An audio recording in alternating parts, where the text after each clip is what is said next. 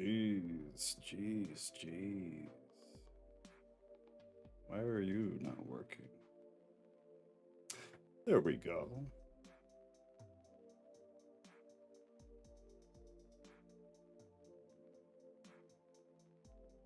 Oh, Ruth won. Ruth won. Aren't you guys like in the same room though? Does that count? I guess it still counts if you're on separate devices. I am putting the poll together right now for the next Thursday after we finish Second Corinthians, for where we're gonna go. I'm surprised, like, not a lot of suggestions, man. I figure some people would want to go over some stuff, but there were a few. Brock, Adam and Eve, Tobit, and Yasher, which are it's all good stuff. That's all good stuff. So I'm gonna put that poll up while we let everybody file in.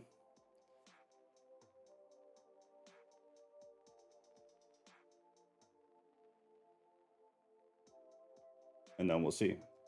These are all good though.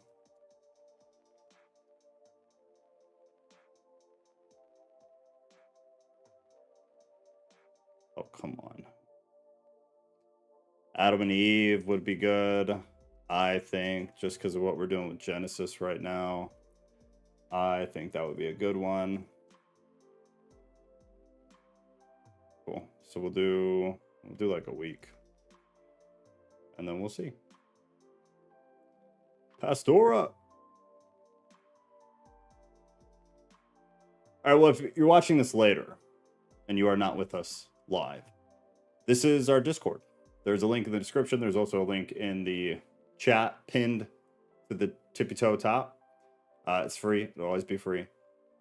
Wildly intelligent people, much smarter than myself. So if you enjoy studying the Bible or looking past the text, deeper into the text, not satisfied with what the church might be feeding you, that would be a great place to go and to get some questions answered, or answered in such a way that you have 1,000 more and deeper questions in the process. But good place to be. So join Discord.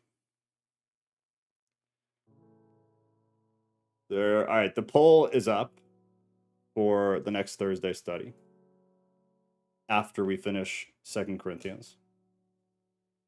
I just sent out an alert for that. That'll be good. I'm excited for that. Any of them, really. But I think Adam and Eve would be really good just because of the context. Yeah, go. So I may just totally disregard the poll. I may be a dictator for a moment. Periodically, I feel, what is it, dictatorial? Is that the proper way to say that? I don't know. But we'll see, because I think it would just be intelligent. And honestly, it's also really good. Adam and Eve are really good. So I may disregard the poll results. Either way, I'm curious to see what you guys would pick. I assume like probably more than 50% don't even know what these are. Or maybe you know they exist, but you never read them. You never listened to anybody talk about them or anything. So if you don't have a strong opinion, maybe just don't vote. But either way, we might do Adam and Eve because it directly correlates to what we're doing on Sunday with Genesis. So it's probably just the most intelligent one to do. It would make the most sense. Everybody's kind of in that framework already. So I think it'd be really good. Mystic, the myth, the legend, the quiet ghost. I'm not too familiar with all the extra biblical books, so any of them would be great to hear for me. Yeah, I think that's most people if we're being honest. There's probably a handful in the group that have dove in to some of those extra canonical texts. But it's difficult. I don't blame people. It's hard. Kat, you're terrible. You're terrible. Kat just texted me something very offensive. Very offensive. Not really, but in a lovely way. Executive decision. I don't like doing it. Honestly, I don't. I really like the voting process. I think that's the best. Because I don't think it should be what I want. Genuinely, I mean that with absolutely every piece of me. But sometimes there's just like a smart move, and I think sometimes that's just what needs to happen. But we'll see. We'll see. I'm gonna vote for Adam and Eve. And so far Adam and Eve is winning 4-0. So we may just roll right into that. All right, TikTok. Man, TikTok has evolved. Yo, I stopped using TikTok for a while. TikTok has evolved. It looks the same, but like the back end, totally different. It's bizarre. No worries, won't happen again then, champ. Don't say that. Don't say that. You know I wanted to. Yeah. Pastor is the sweetest. Lord help us, Tampa. It's good to see you. I don't know how, but I made it on time. Hey, you made it. Tonight we're going to do 8 and 9, unless for some reason we get hung up. But it's not wildly in depth. It's you get to a point with the Corinthian epistles where you're like, it's the same stuff for the most part. Little different things sprinkled in to and fro, but it's it's predominantly just the same stuff, kind of repeated over and over again, with little details and whatnot changed. Yeah, so far Adam and Eve is killing it. 5-0. 5-0. So it'll probably be Adam and Eve. I think it's good. They're really good. They're really, really interesting. Especially if you've never read any of this stuff before. It's really interesting. So I'm excited. It'll be good stuff. I'm watching RNC at the same time. I tried. I have a really hard time sitting there and watching a bunch of people who absolutely don't care about the majority pretend like they do. That's my personal issue with it. Is I don't believe anything that you're saying at all. At all. Little pieces here and there, I believe what they're saying, but it's like a very small minority of most of the stuff that comes out of their mouth. I watch it for the drama. So like I'll watch the highlights later. I'll see what dramatic things happened. Something wild somebody said or something like that. But otherwise it's so hard to watch. For me, personally. Maybe that's a me problem. It's probably a me problem. TikTok, go to YouTube. Okay, so chapter 8. 8. Encouragement to give generously. Here's a little bit of something different, because we're going to get into some of the function of tithing in a church, which is important. And it's one of those things that's been dramatically skewed by the modern church into being this specific thing when it was never actually that. It was kind of like that, but it was never actually what the Republican National Convention, Mystic. You would not be interested, I assure you. And I say that with love. It changed over time, right? The process of tithing changed over time. It went from being something relatively specific. And people will also say, which I don't understand, is like, the Bible doesn't talk about tithing. What are you talking about? Yeah, it does. It's just the one verse that usually gets pointed out as a justification for tithing.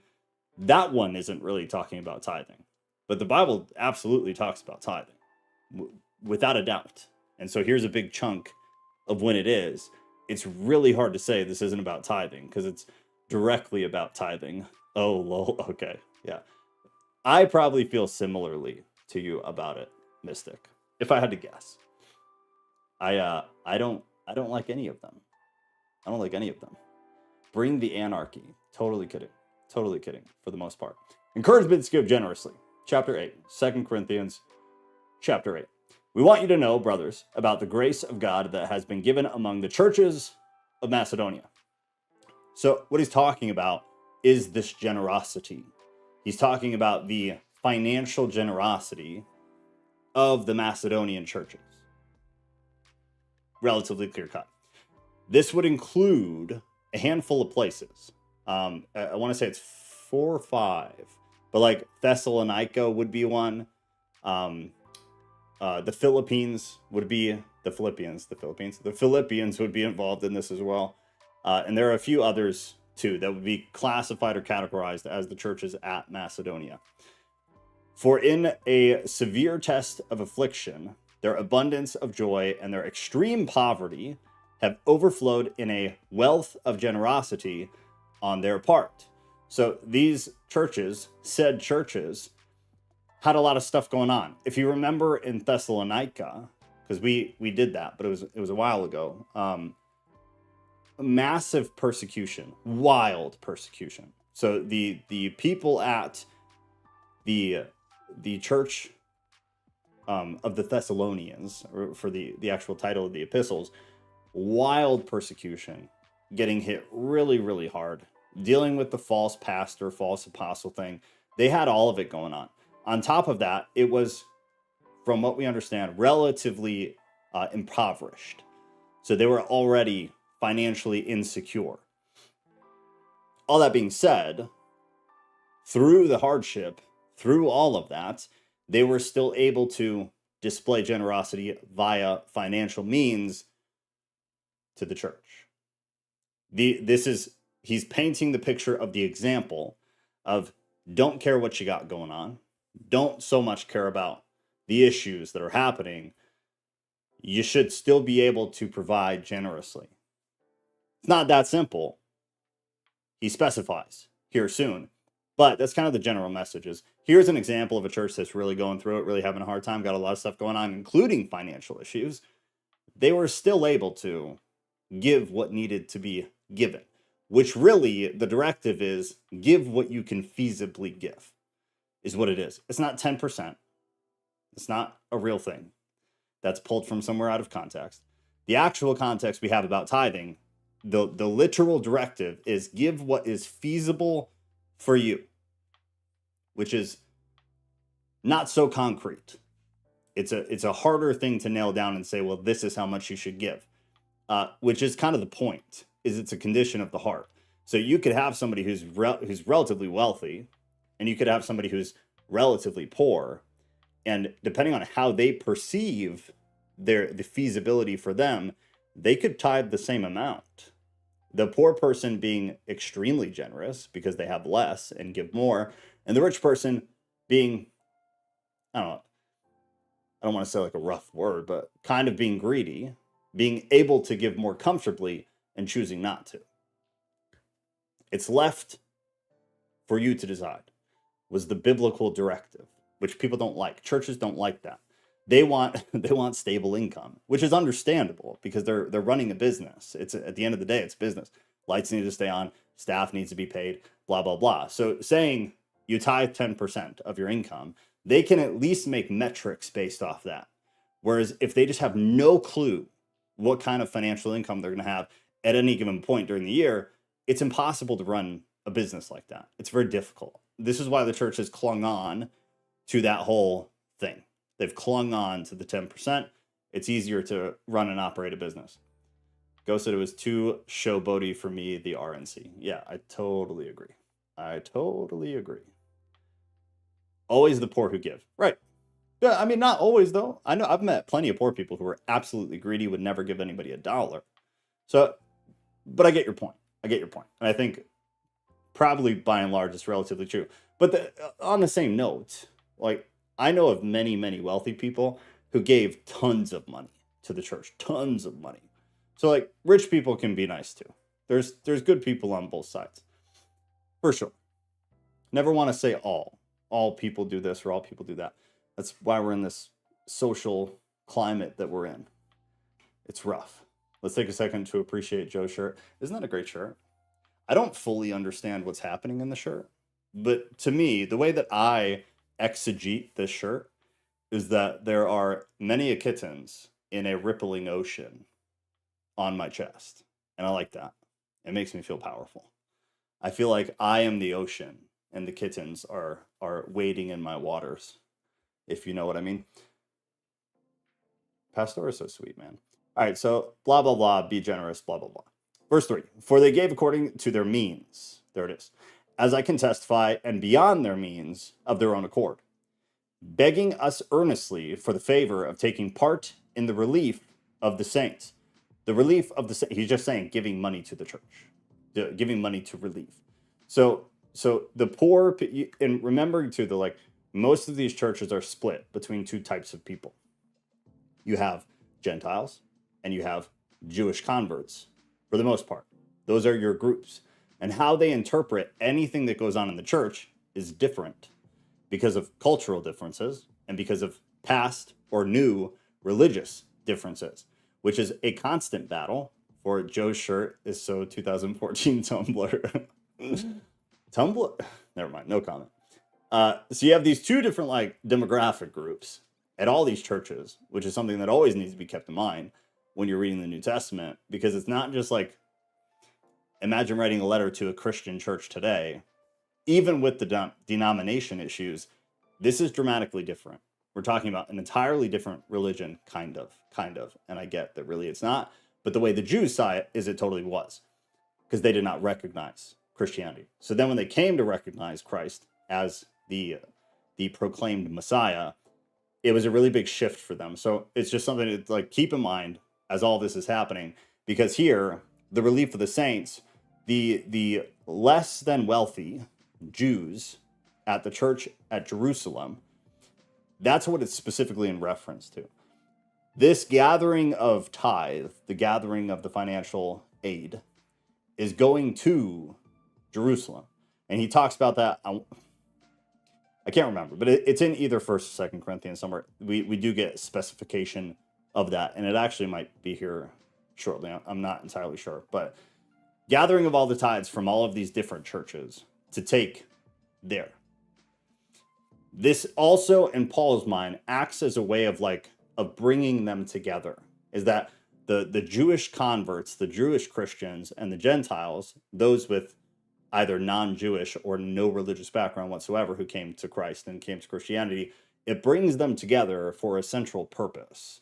So they're coming together to do church, ecclesia, the definition of the word, but then they're also taking ecclesia to its full definitive matter, which would then be to work together to bring or provide for the church at Jerusalem. For this, not as we expected, but they gave themselves first to the Lord, and then, by the will of God, to us.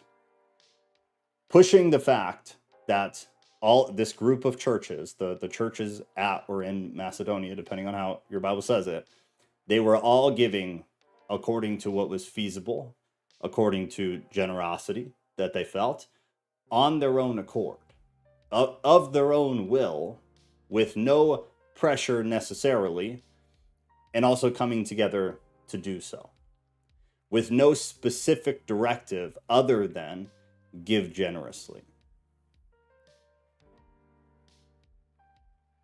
Pastor is the best, man. Pastor is the best. So there's all that. 6. Accordingly, we urge Titus that we urge Titus that as he had started, so he should complete among you this act of grace. But as you excel in everything, in faith, in speech, in knowledge, in all earnestness, and in our love for you, see that you excel in this act of grace. Excelling in the act of grace. When he says, as you excel in everything, in faith, in speech, in knowledge, in all earnestness, it's very likely that he's referring to the issue in 1 Corinthians with spiritual gifts. It would make sense contextually. So it's likely what he's talking about.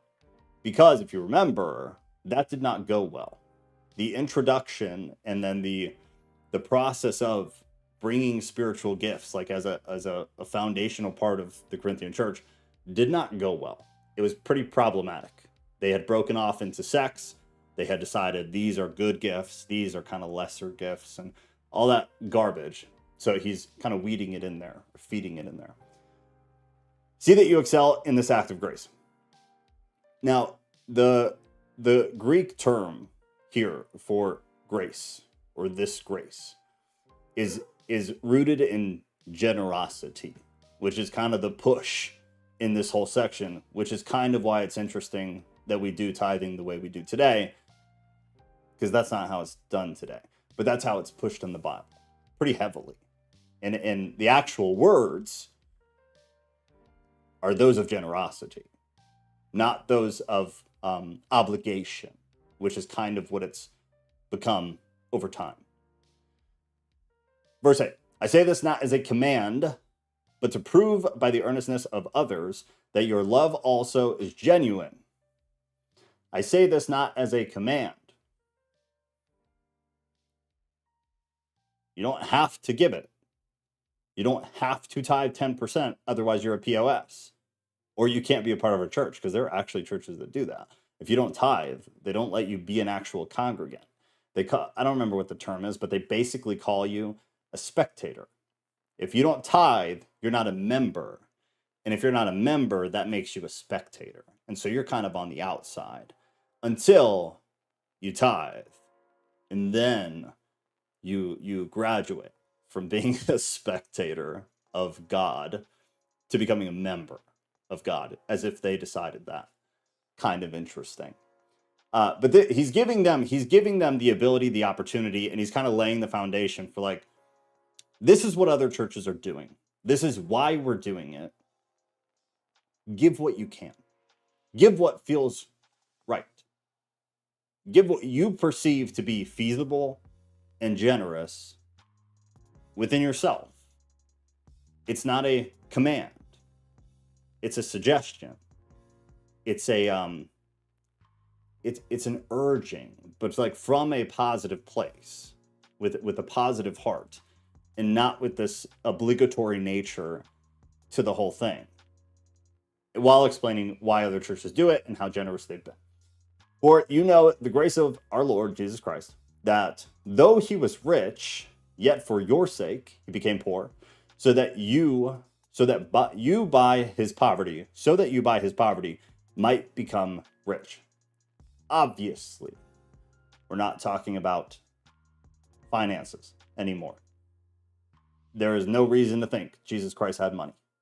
There is every reason to think the guy had nothing. Almost literally nothing. So we're talking about rich in suffering.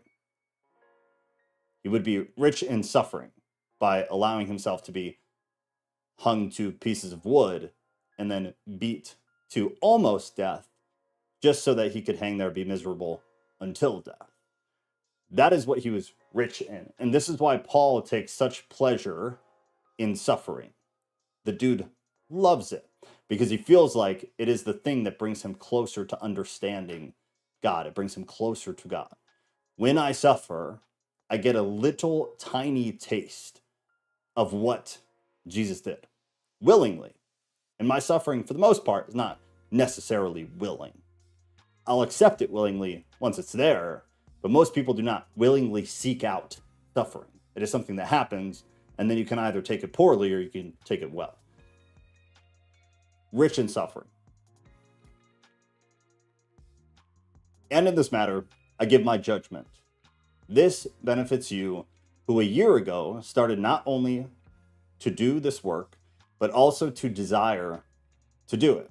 So now finish doing it as well, so that your readiness in desiring it may be matched by your completing it out of what you have. For if the readiness is there, it is acceptable according to what a person has. This to me is extremely clear. I don't understand the confusion at all. To me, this is manipulation. If pastors are not honest about some of the only biblical text we have about tithing, they're terrible. It's a terrible pastor. They should immediately be excommunicated and should not be allowed to pastor anything because they're lying. They're either really ignorant, which means they shouldn't be pastors, or they're lying, which means they shouldn't be pastors. According to what a person has. So according to what you have, you then get to decide of your own accord, quote from the Bible, of your own accord, what you feel to be necessary and adequate.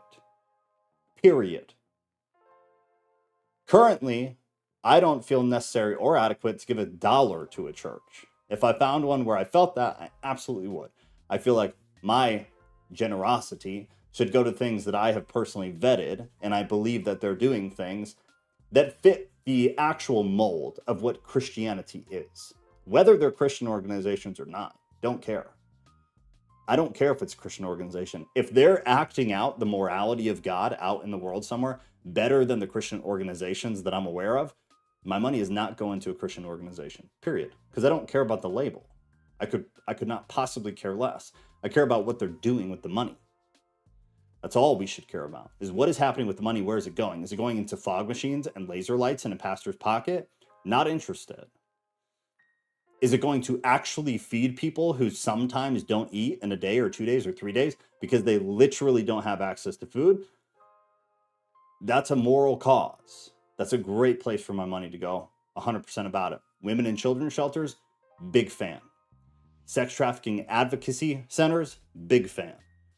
A church where it's going to get pissed away? Not I, sir. Not for me. Good churches, though, you should absolutely tithe to. They need it really, really bad. Just to be super clear. If you know of a good church that they are truly stewards of their tithes, please give them money because they really need it. Most of the money in the Christian sphere goes to garbage churches, so they just get bigger and better. The good churches have a much harder time. So if you know of them, definitely tithe, to be absolutely clear. I think Radiohead was the first band to do the pay what you want model, and it worked. It worked. When you give people an option, you learn how generous people are. And also there's other psychological reasons that sometimes that works too. But I believe that like when people are given the option and they're not forced into this small little box, I think you'll find a lot of people are generous. Just like you'll find a lot of people who take advantage of it and pay nothing, for sure. But you definitely find generous people that way, without a doubt. Without a doubt. Sorry, y'all, just wanted to say hi and bye. The crew just arrived with the shop vac, and it's loud. Well, good luck with whatever's going on there. Ruth said, I changed my mind about joining this one church after the pastor said I'd have to provide pay stubs to prove that I was tithing 10%. Yeah, it's normal. It's normal. I can say it's normal, honestly. I wouldn't say that it's super common, but it is absolutely normal. And if you bring that up to pastors, most of them will either pretend to be surprised or they'll be honest and be like, yes, many churches do that, because they do. It's wild. To me, it's absolutely insane. But yeah, it's a thing. It is a normal thing. So according to what a person has, it is acceptable according to what a person has, not according to what he does not have. For I do not mean that others should be eased and you burdened, but that as a matter of fairness, your abundance at the present time should supply their need. Your abundance at this present time should supply their need. Does that mean if you are making minimum wage, barely feeding your kids, you should tithe $400 a week or even a month to a church? No, he's saying that at the present time should supply their need so that their abundance may supply your need. As it is written, whoever gathered much had nothing left over, and whoever gathered little had no lack. I love when Paul goes back to Exodus. He does it a lot, but it's showing that God supplied for who? For some of the most, not ungenerous, ungrateful. Some of the most ungrateful people in written history. I feel like I'll get flack for saying that, but Israel was not grateful. They were grateful momentarily, and then they would immediately dog on God the minute something started going wrong, which is not unlike people today. I'm just in the written story of the Bible, they are the example of being ungrateful, regardless of how many times God would provide and provide and provide and provide. They just kept whining and moving away from him and questioning him and doubting him. It was the cyclical cycle of sin. I think we talked about that last week. It's like my favorite phrase in the pastoral preaching world, because it is the truth of everybody. It is the cyclical cycle of sin. The Israelites were no different. So while they were doing their hiking and camping, they were provided for. Greatest example is the bird bread from the sky. God provided for them. God will provide for the Corinthians. That is the general message. And it's not the first time he's actually said this in these two epistles. He talked about it in 1 Corinthians 2, or it was earlier in 2 Corinthians, I don't remember. But he used the example twice, is that we have all of this proof that when necessary and you have needs, God will provide. Does that mean that every situation in your life and every time that we have a hard time and every time that we don't have something that we even need, your electricity goes out because you can't pay the bill, does it mean God is going to magically turn the electricity on? No. For sure not. But he's saying if the Corinthians do what they feel is right, according to where they're at personally, in generosity, they'll be taken care of, which historically, in general, has been pretty reliable. It doesn't mean you'll be comfortable. It doesn't mean you'll be in abundance, but it means for the most part, you'll be taken care of. The rough theological end of that is it's not always true. So then where's the line? That's the deeper conversation. So whoever gathered much had nothing left over, and whoever gathered little had no lack, out of Exodus. Commendations of Titus. But thanks be to God, who put into the heart of Titus the same earnest care I have for you. For he not only accepted our appeal, but being himself very earnest, he is going to you of his own accord. Titus is choosing to come to them. It's important to kind of understand why that matters.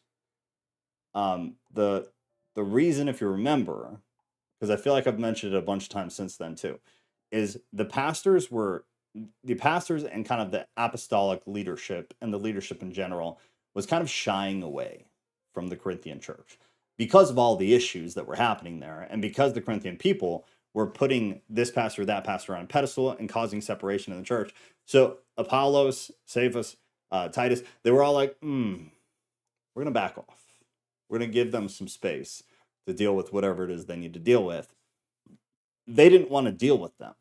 So now it's important context to know that of his own accord, he would like to go see them. With him, they're sending the brother, who is famous among all the churches for his preaching of the gospel. This is one of the parts in the New Testament that drives me absolutely insane, because we do not know who this person is. And if you look, there will be people that throw out guesses, and that is absolutely all that they are, because we just don't have the detail. This further puts me in the camp of we are missing text, whether we are missing things that were redacted out of one or two, or if we're missing one, two, whatever many epistles there were that we just don't have. It doesn't make sense. When everything is my favorite word and aggregated, it doesn't add up that he would just randomly mention this brother who's super important, famous among all the churches for his preaching of the gospel, and not mention him by name unless he assumed, due to context, they already knew who he was talking about, which happens. It definitely happens. But there's almost always a callback where we as biblical students and people practicing exegesis are able to then dig a little bit and find where the callback was. There is none for this one, and it drives me absolutely insane because the person was obviously really important. I would love to know more about the person. Some of the ideas would be people that we've heard from 2 Corinthians, and they would make sense. So it certainly could be. But Apollos could be one. Timothy could be the other kind of main one. Otherwise, really, you have to assume that it's one of these other guys that was traveling with Paul. Somebody that was doing ministry with Paul and had kind of like built up a brand around him for his ability to preach the gospel, which would kind of make sense because Paul was not good at preaching the gospel. So it wouldn't be crazy to say that Paul had somebody with him who was adequate in preaching, Paul being, call it inadequate. He was a good business development person. He was a good church development person.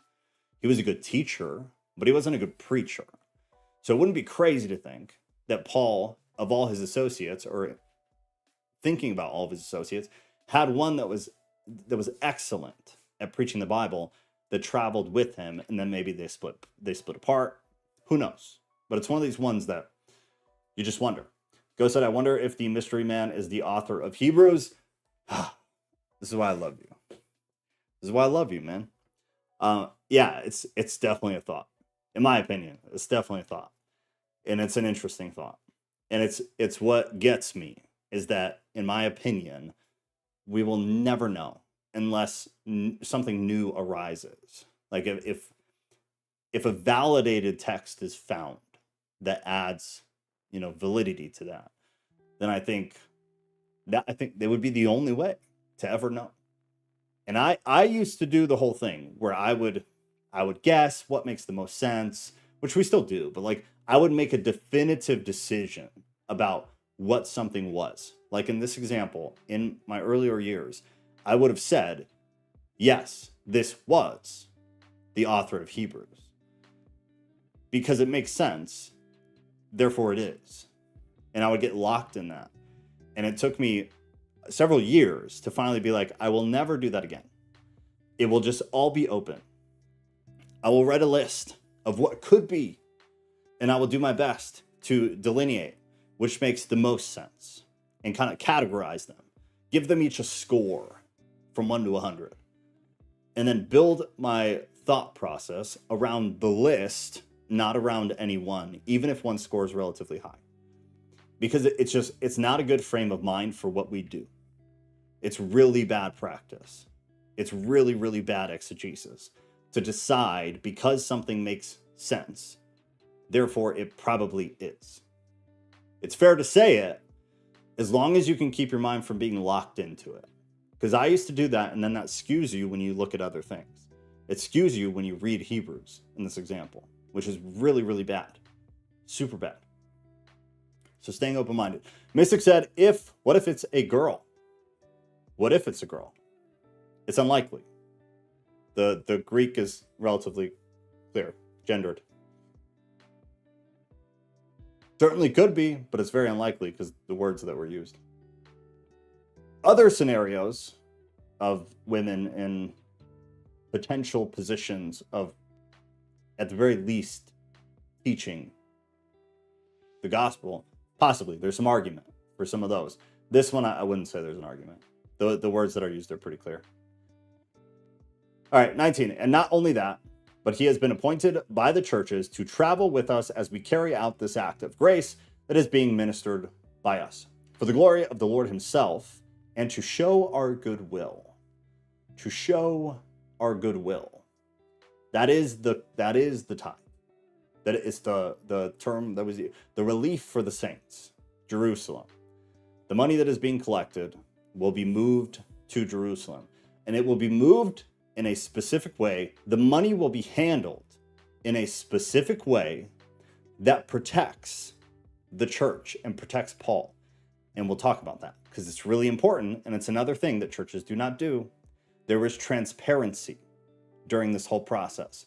It's wild to me that we got such clear direction on how to deal with money inside of churches, and we just completely ignore it for the most part. Some definitely do it. For the most part, we just completely ignore it. Graves, good to see you. It's possible the author of Ecclesiastes was a woman. I wouldn't be surprised. I mean, the authorship of a lot of these texts is really, really rough. It's really rough. Even like the pastoral, I'm sorry, not the pastoral epistles, the epistles from Paul. It's really rough when you get into it to feel absolutely confident about the so said authors being the actual authors. It gets really cloudy the deeper you get. It's one of those things where, like, I hope you're firm because it'll rock you around a little bit. All right, so showing our goodwill, we take this course so that no one should blame us. So here we go. We take this course so that no one should blame us about this generous gift that is being administered by us. So that no one should blame us. Paul's plan is to bring men to keep him accountable. There will be, it's talked about in 1 Corinthians. Paul will bring people with him to ensure that the money makes its way to where it is going, being Jerusalem, as it should. They would make sure the money arrives. They would make sure the amount of the money is the same when it gets there. Why? Mishandling of church funds is what we would call it today, to avoid accusation of mishandling congregants' money. We don't do that for the most part. Some definitely do. Most churches, I worked in a really, really big one, they had zero transparency. You had no idea where money was coming in and where it was leaving, what was funneling into what. I've told it before too, but I did work with another church that was absolutely transparent. They showed everything, to the point that like they might have showed too much, because they showed everything, but it was phenomenal. I've found that to be really, really rare. But that is the model. The model is, where does the money come in? How much is the money? Where is the money going? Let's make sure it gets there. We don't do that for the most part. We don't do that. So that no one should blame us about this generous gift that is being administered by us. For we aim at what is honorable, shocking. The desire to be honorable in terms of finance in the Bible. Not only in the Lord's sight, but also in the sight of man.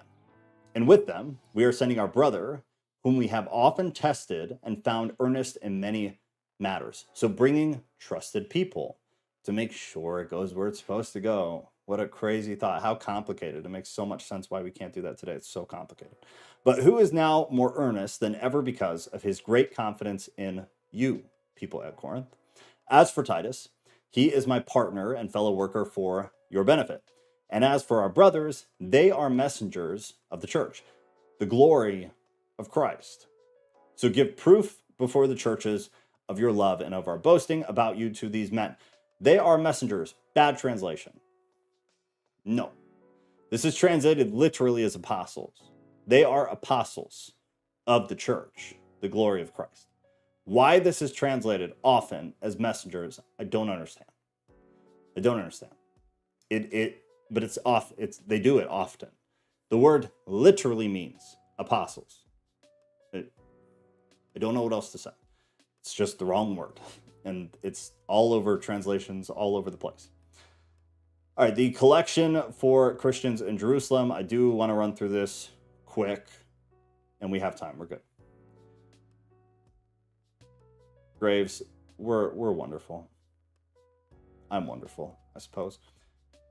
It's good to see you, though. And then asking questions about it gets us here, apparently. Asking questions about what gets us here? Asking questions about money gets us here? Or asking questions about a woman gets us here? I hate the lag in the chat, because I feel like it's hard to connect dots sometimes. Chapter 9. Now it is superfluous for me to write to you about the ministry for the saints. Again, he's repeating this terminology. It is gathering for the poor people at Jerusalem. Simply put, that's what it is. Corinth was already a part of this prior from 1 Corinthians. So it's not a new thing. So they already understand it. It's a continuation of the thing. It's not an introduction of a new thing. They already went through this. So that's why sometimes when you read this, it sounds repetitive, like you've already read it, because you have in the last epistle. About them not being clear about what they use tithe for. Yes. Okay, I'm with you now. Yeah. That gets us here. I don't get it. I don't understand it. These are some of the things if we had a way of making all Christian people understand that the way we do tithes is not only non-biblical, but it's also manipulative, I wonder truly how many would continue going to the church they go to. If that message could get out there in very clear language so that everybody truly grasps the way that the tithing process works compared to what the Bible actually ever talked about, the only way the Bible ever talked about it, I would love to be able to see that and how many people continue going and tithing. I would die to see that, because I just can't imagine it would continue if people actually understood. We couldn't see God unless he left us cryptic breadcrumbs. That's why I'll never complain about things being cryptic. Absolutely true. Absolutely true. I think in every possible way that's true. It can be frustrating at times. But it's you're always just missing things. And not necessarily like they're not being given to you, but I feel like a lot of them are given to us and we are missing them. We are not having we don't have the ability in the moment. We have the capability, but for whatever reason, we don't have the ability in the moment to identify the breadcrumbs, and we walk right over them. It's the whole thing of like, in your day-to-day life, how often are you actually like zoned in to thinking about that which is not of this garbage world? Honestly, it's probably not a lot for most people. It's probably not a lot. It's like little sections of your day at best, And I'd say, I don't totally guess, but I would guess that like more than 50% of people who label themselves as Christian think about the whatever you call it, spiritual side of reality, the other side of reality, even once a day. I would guess not 50%. I just find it unlikely. I think people think about the earthly culture of Christianity as a Christian maybe every day, but I don't think the majority of Christians actually think about the other side of reality every day. It's harder. It's more uncomfortable. It's outside of conception. I just find it very unlikely. Point is, I think we miss a lot of the breadcrumbs. Yeah. I think it's our fault. The vast majority, if not all of the time, I think breadcrumbs are everywhere, literally almost everywhere. And we just step over them and we spit on them. I think about it as an unhealthy amount every day. I'm with you. Yeah. To the point that it messes with my brain. But even then, I'll definitely have days where I just am totally here in this world and my mind doesn't go anywhere else. But it's definitely rare. Most days I'm consumed to an unhealthy degree. And literally, I should probably have a little bit more balance where I stay present in the moment. I have a very hard time being present in the moment. It's something that Kat has to very intentionally do to me to be here, be right here in this reality right now, not floating away. All right, I'm sending, for I know your readiness, of which I boast about you, to the people of Macedonia, saying that Achaia has been ready since last year, and your zeal has stirred up most of them. But I am sending the brothers so that our boasting about you may not prove empty in this matter. This would be the dream team selected to collect the offering. Mentioned in 1 Corinthians, he's kind of prep talking the Corinthians to receive them in an appropriate fashion. Because if you also remember, there was a time where Paul sent somebody to Corinth and they did not receive that person in an appropriate fashion and were kind of assholes. And so now Paul is like, hey, I'm sending some people. Don't be assholes. If you could, be cool. Keep it together. Accept them with love because they are good people.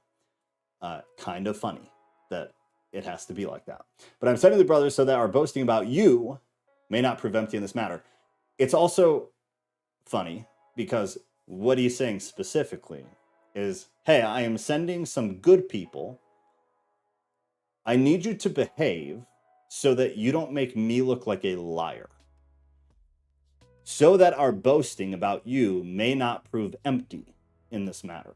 Make sure that what we've said about you, Corinthians, is true when these people come, because I'm worried you're going to act like an asshole, and we've said that you're not assholes. So I need you to compose yourselves and act in such a manner that we have been describing you as. It's just kind of comical. So that you may be ready, as I said you would be. So he's prepping them. He's getting them ready. Otherwise, if some Macedonians come with me and find that you are not ready, we would be humiliated. pretty clear cut. As the author of this epistle, you would not say these things if this was not a problem in the past. Luckily, we have enough of the Corinthian epistles to be able to say, we know exactly what he's talking about. We know exactly where he's coming from and why he's saying what he's saying, because they have acted like asshats in the past to visitors specifically, but also just in general. So he's being very clear. Don't be assholes. Don't humiliate us. It's very simple, but they've had a problem with those things in the past. So it's not crazy for Paul to feel it necessary to remind them. So we would be humiliated, to say nothing of you, for being so confident. So I thought it necessary to urge the brothers to go on ahead to you and arrange in advance for the gift you have promised, so that it may be ready as a willing gift, not as an exaction. The generous gift we've been talking about, it's the same thing. She's just referring to the same thing. The cheerful giver. The point is this: whoever sows sparingly will also reap sparingly, and whoever sows bountifully will also reap bountifully. That's a callback as well. Each one must give as he has decided in his heart. What's going on, church? That's not what I'm taught. Each one must give as he has, not the church, as he, as an individual human being, has decided in his heart, not reluctantly or under compulsion. Holy shit. Why is the financial situation of the church the way it is? Where are they getting it from? They're completely making it up.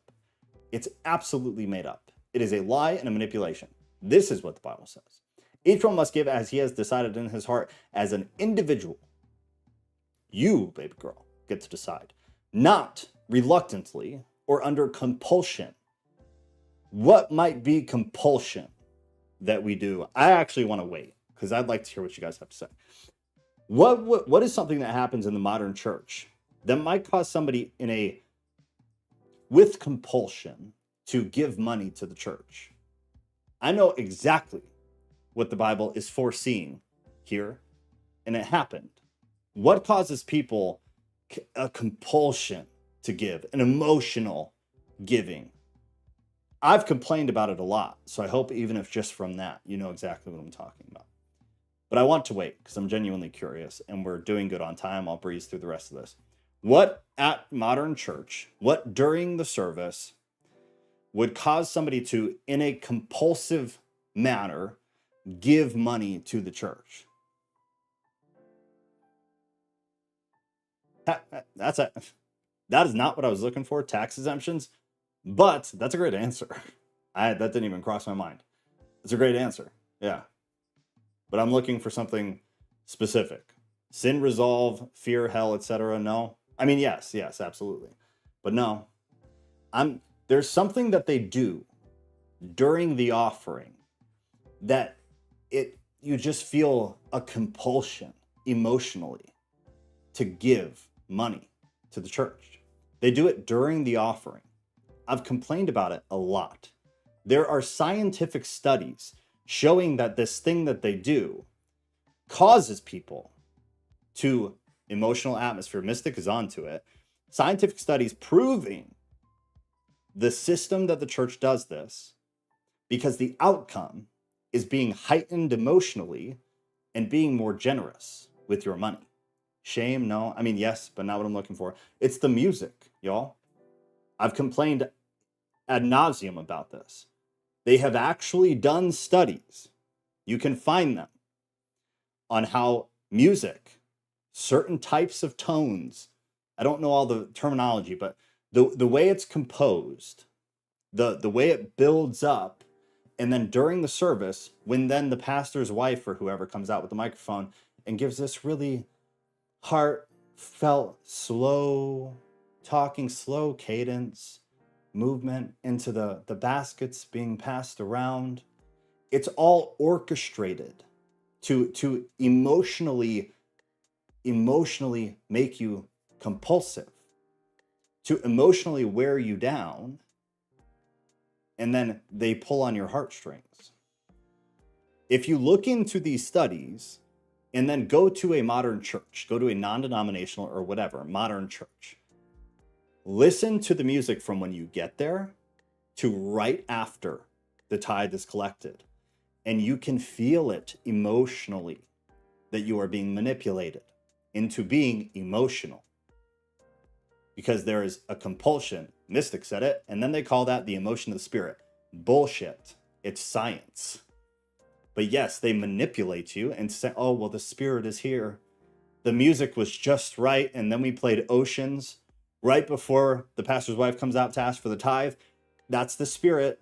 Nope. No, I mean, maybe also, but no. A lot of science behind that. A lot of science behind that. The tone of the music, the way it builds up, how they do the entire process. Why is it the same at every megachurch? Why is it exactly the fucking same? Because it's science. Because it works. And I'm not making it up. Go find it. There's plenty behind this. Why is every megachurch, they collect tithes the same way? Because it's proven to make more money. It's a business decision. The church my family and I go to hasn't done an offering in years. They mention every so often that the operation runs on donations, but they don't have a specific offering time during service. I don't even think there's anything wrong with doing an offering. I think there's something wrong with manipulating the people in the audience. I would have no problem with any church asking for offerings because they run on offering. I'm not against tithing. It's extremely important. Otherwise, churches don't exist. It's really important. I have something against churches using science, not the spirit, science, to manipulate people into giving them money. That is disgusting. That is demonic. That is against the Bible. What Paul's doing is the opposite. Paul is saying, no manipulation. Each one must give as he has decided in his heart, not reluctantly or under compulsion. For God loves a cheerful giver. God does not give a shit about your 10%. That's my addition at the end, obviously, but he does not care about your obligatory feeling to give 10%. Get the hell out of here. There's nothing behind that. There's a hell of a lot right here behind a cheerful, generous giver who decided on their own accord, not with reluctance and not in a I'm having a hard time with the tensing of that word. Not in a compulsive way, right? Yeah, not in a compulsive way. And as someone who is one on the stage playing during those times, Mystic said, you have an identity crisis after you leave. Yeah, girl, you don't gotta tell me. I've done the tithe before. I was the asshole talking in a low voice. I totally understand. Lots of shame, lots of guilt. Didn't fully grasp the things I grasp now at the time. Music, lights, smoke, synth patches. It's true though. Passive-aggressive pomp. In the arms of the angel. Oh, Sarah McLachlan. No. That's actually a great example, though. I actually want to talk about compulsory. Thank you, Elle. Thank you. You're absolutely right, and I was totally wrong. I was having a really hard time, like, using that in a specific trajectory of the thing I was trying to say. So thank you. Yeah, you're right. I want to talk about this though, real quick. Ghost said, "In the arms of the angel." This is the Sarah McLachlan donating for animals in Africa or whatever it was. I don't know, but you probably know what I'm talking about if you're older than 20.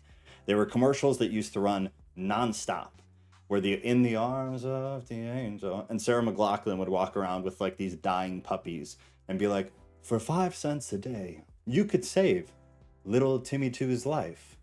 And that's exactly what the church does.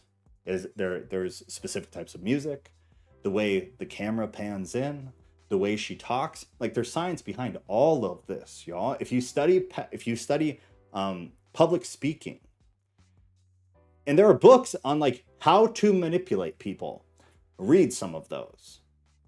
There are ways to do this, and if you become educated in how to get people to bend to what you're saying or get people to receive what you're saying, you'll find that there are ways of manipulating people into listening to you.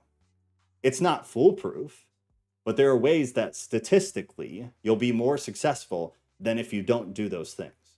And it is exactly what the churches do, and they have perfected it, which is why all of them do it. The bigger ones, the mega churches, the garbage churches, to be clear. Like Scott has a great church, obviously. I know Ruth has a really good church.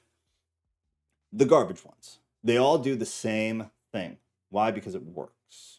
It works.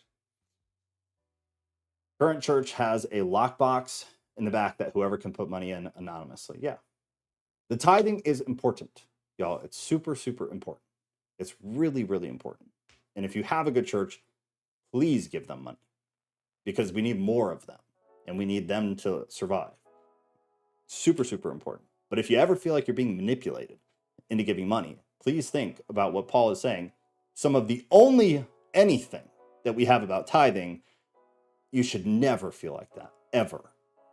It's so ass backwards from what the Bible actually teaches. Haven't been to that type of charismatic church, but in that same vein, I'm sure seating and lighting could be another rabbit hole. Definitely. Definitely.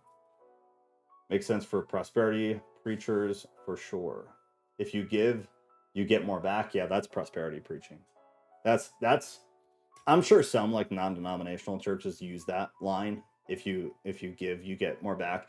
And technically, the principle behind that is in the Bible. And I mean, Paul even mentioned it here tonight. That he who gives more receives more. He who gives little receives little. Those are really old principles that are in the Old Testament. They're in the New Testament for sure. But the minute you use that to manipulate somebody, you're off the rails. And that's the common, Joel Osteen, Kenneth Copeland, the prosperity preachers. They do that. If you give $100, God's gonna bless you with $10,000, girl. That's a prosperity preacher thing.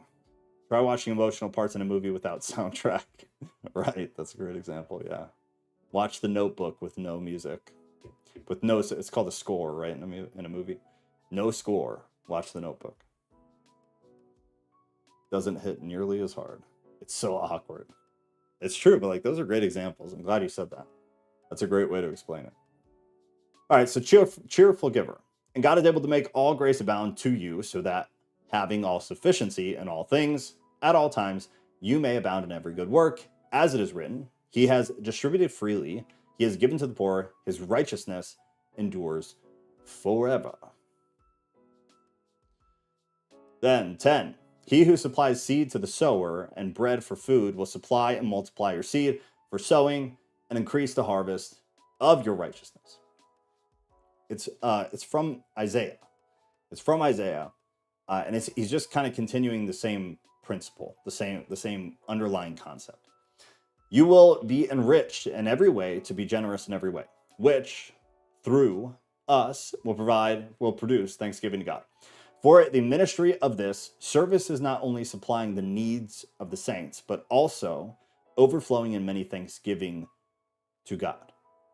Your translation, depending on what you got, might read somewhat different, but it doesn't matter too much. It's one of those ones that like, sometimes it reads really different, but what you get from it is the same.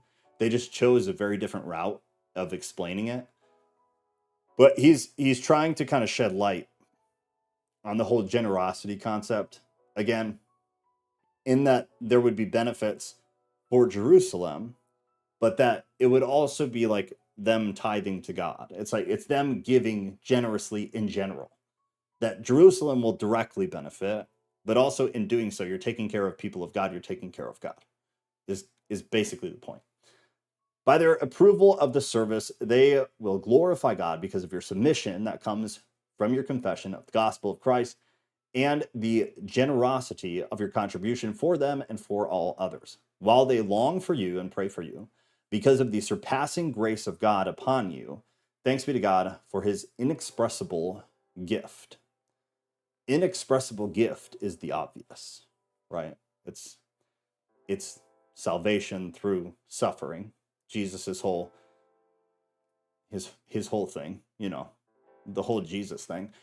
That's the inexpressible gift. But Paul here is the grace of God he's talking about what's the best word for it? He's talking about I can't think of a good word, but think of, again, like the concept of Jesus as like what he stood for, and what that allows to be the reality of like the world, but of the individual as a Christian, I guess. As a Christian, what Jesus did allows for you. It's big grace.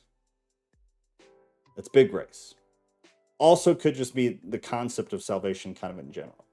Either way, it's a big thing. It's also an inexpressible thing, really, when you get down to it. It would still hit hard. I would love to make you watch The Notebook with no music. Like watching clips from sitcoms without the laugh track. It's creepy as fuck. These are all great examples. I have to remember these for next time we talk about the church music thing. These were pretty good.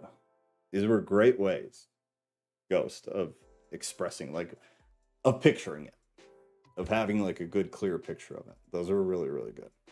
Those were very helpful. All right, that's it for tonight, y'all. But real quick, here is the Discord. I posted the poll for it won't be this coming Thursday, next Thursday. I think we probably have 2 weeks left, depending on how quickly we get through it, 2 or 3 weeks left. But once we're done with 2 Corinthians, we're going to hop out of the New Testament, do something apocryphal or just extra canonical, and then we'll come back to our chronological New Testament. There's 4 on here. We're probably going to do Adam and Eve regardless, but also Adam and Eve is winning, which is great, because then I don't have to like make the executive decision, because I don't like doing that. But the reason we want to do this is kind of twofold. One, we kind of want to break from doing just the norm. You know, we're doing the New Testament chronological order, we're doing the Old Testament chronological order. We just started the Old Testament. But every once in a while as we do this, we're going to jump out for a minute, do something else, and then jump back in when it makes sense. Like between 1st and 2nd Corinthians, we're not going to jump out and jump back in. We're going to finish those to a logical conclusion, or at least pause point, then jump out, and then jump back in. So now that we've finished 1st and 2nd Corinthians, we're probably going to go out and do Adam and Eve. I think everybody here is already aware, but if I guess you're watching this later, or you're not a part of our group, these are non-canonical biblical texts. So these would not be in your Bible. So if you're looking for Adam and Eve or Tobit or Barak or Yesher, you're not going to find them in the Bible, because they were deemed as not inspired. Therefore, they were not made canon, which in simplistic terms just means is in your Bible. They were not seen that way. So they were removed because they were originally in Bibles, and then they were removed. Many Christian denominations still use them, like the Catholics, and not all of them, but Catholics still have the Apocrypha as part of their Bible. It's why their Bible has more books than your non-denominational Christian. So I don't care about that. Most of us don't care about that. We all like reading anything that adds any context to the Bible. So even if the whole time we read Adam and Eve, all of us agree this is not inspired, it's not reliable, we don't care. Because even if both of those things are true, it adds context to everything else, if not just historically. You get a feel for the people, the author. You get a feel for what they thought about things, how they interpreted things. So even if you never see it as inspired, you never think it should be a part of the Bible, that's irrelevant. It's for context. It's for historical study. It's to further warp our minds into understanding what we do deem to be inspired in a more thorough way, and not being completely boxed in on what we are told is all that matters, because throughout history we've learned how that's gone. So probably better to just be well versed and understand and decide for yourself how you feel about it. So next Thursday, we're going to start that. Sunday, we have Genesis again. I want to say we're in 6, 7, maybe 7, 8. We're in 8. So it'll be Genesis 8. And then next Thursday, we have a couple chapters left in here. So we'll do 10 and 11, hopefully. And then run through 12 and 13, and then we'll be done. So we're close. And then we'll move on to the Apocrypha. Anyway, the point was, vote in the poll if you care. But either way, we might just do Adam and Eve. Because we're in Genesis. That's where I was getting with that whole spiel. We're in Genesis on Sunday, so it'd be cool then on Thursday to go through Adam and Eve and see where things click and connect. And also just, it'd be easier because we're all kind of already in the mindset of Genesis, Adam and Eve, that whole deal. So I think it'll be good. All right, that's all I got. What's the most awkward movie to have no music? Ocean's 11. That'd be terrible without music. That'd be so bad. Believe the giving has to be a form, pure heart, otherwise it's not a good deed. 100% true. From a biblical perspective, you're absolutely right. You are the third person to mention Ocean's 11 to me today. That is pretty crazy. Ocean's 11 was a great movie, though, so you should definitely go watch it. God goes with us everywhere we go. Pastora being the greatest. Synchronicity. I will watch it on mute tonight. Let us know how that goes. Let us know how that goes. All right, y'all. Where's the poll? I've been on lookout for it. It's in announcements. Polls are always going to be in announcements. And then if you don't have alerts on, I would recommend doing that. The only time I ever use alerts is if it's genuinely important. Nothing else uses it. So if a YouTube video gets posted or social media or something stupid, it will never tag the @alerts group. The @alerts is almost only if I put something in the announcements, which is usually a poll or me letting you guys know I can't do the live stream. So it's like, I would recommend doing it. I will not spam you with notifications. It's meant to be like important stuff. So it's never just going to be random.